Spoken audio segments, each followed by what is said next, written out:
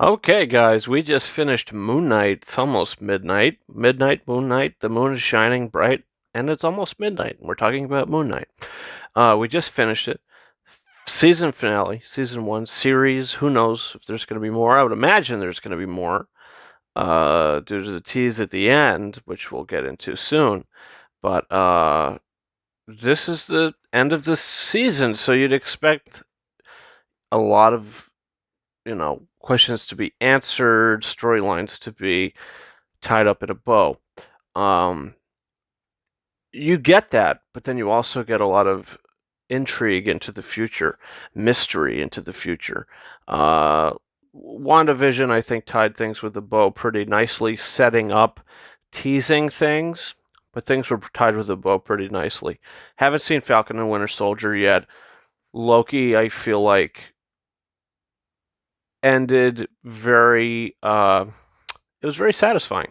I really thought the ending of that show was really satisfying. The ending of this show, it is satisfying, but it leaves you with uh, more questions that we don't know when are going to be answered, but we can imagine soon, sooner than later, hopefully. Look, episode 6 here. We have the start of it. Stephen Grant is shot back at the end of episode, what was it, episode 4, something like that. Uh, Maybe it was even the end of episode 3. No, it's the end of episode 4. I'm pretty sure he gets shot. So now he's having to be resurrected. He has to go through these trials in episode 5. In this episode, he's back. He goes back to save Stephen, which I thought was very touching. The two of them have a great moment, great hug, very great bond. And once Stephen is finally able to accept the fact that he needed Stephen in his life. When Mark is able to accept the fact he needs Stephen in his life for the two of them to create this bond of they are the same person, the gates open. They're able to go through the gates, and he's able to come back. He's able to regain his body. It's almost like a Harry Potter Horcrux situation. But regardless, he comes back. I thought that was pretty cool. He gets his suit back. He continues on as Khonshu's avatar. He tries to, Khonshu tries to lure Layla into becoming this avatar. She says no. She doesn't want anything to do with it until her life is put into jeopardy, and she's getting hints and tips from the hippo the whole time that you have to release Khonshu.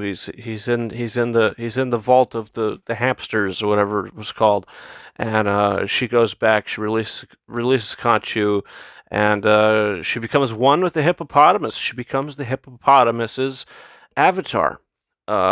Which is hilarious at first. The hippo's doing all these crazy, voices. She's going back and forth, and then Mark comes back.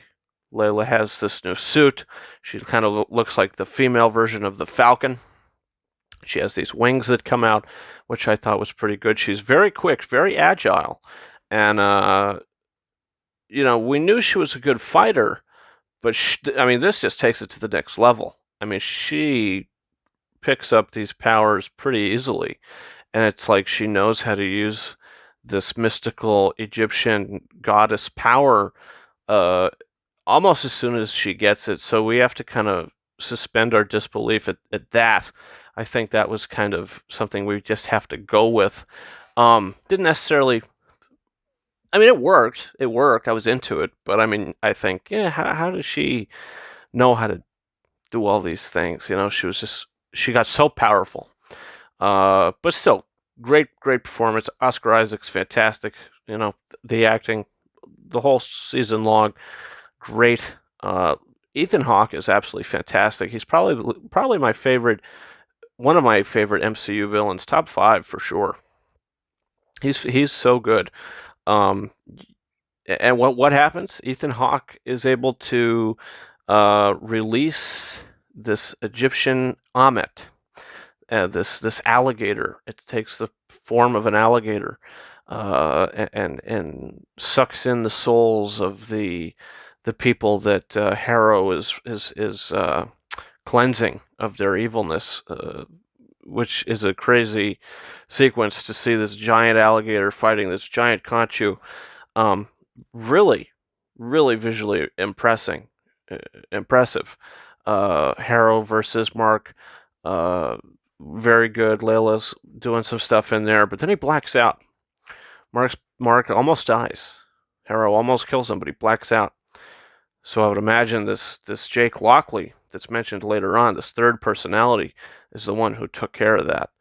And he's like, "Oh, I blacked out." Yeah, because you have a third personality, you don't even know about it. So I think that could be really well executed and talked about and discussed and, shown more in a season 2, which I'm so hoping that happens sooner than later, because just the pace, the execution of this story, first 2 episodes didn't really hook me. Episodes 3, 4, 5, and 6, all bangers. I thought they were all bangers.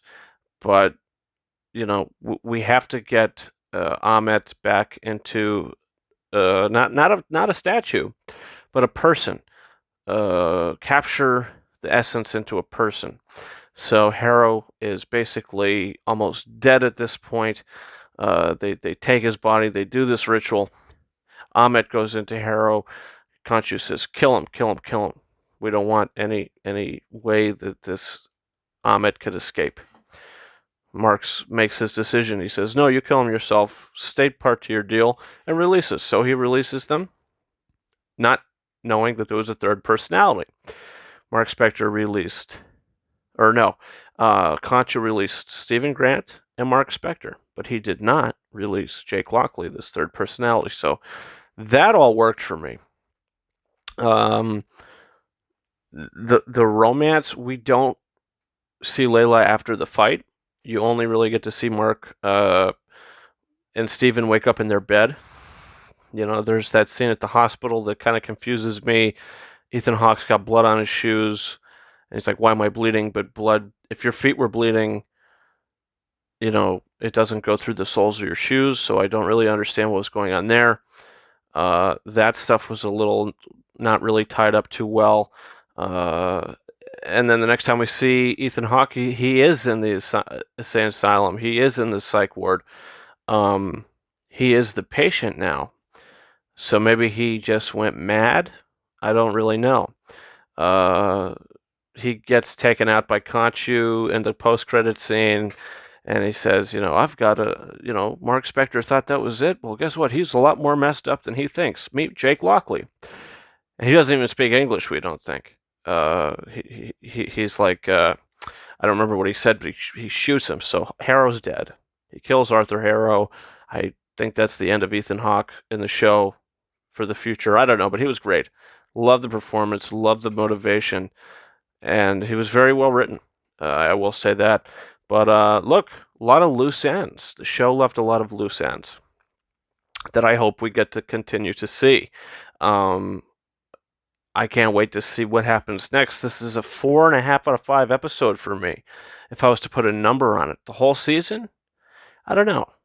I'll get into it. I'm going to do a separate video where I do just a series review of Moon Knight, and then we'll get into the full thing. But this episode on its own, excellent finale. We actually just watched the WandaVision finale too, so 2 finales almost back to back. I'd probably say that, I don't know, I think this might be a stronger finale, even though that ties up better. I don't know. I mean, top 3 MCU shows, Loki 1, Moon Knight 2, WandaVision 3. I really dug this. So guys, comment your thoughts. What'd you think about the finale?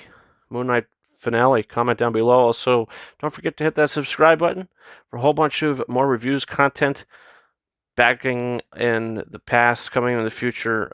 It's almost midnight. I'm extremely tired, but I wanted to get this video up because I love the show so much. I just wanted to talk about it. You can also follow me on Twitter and Instagram.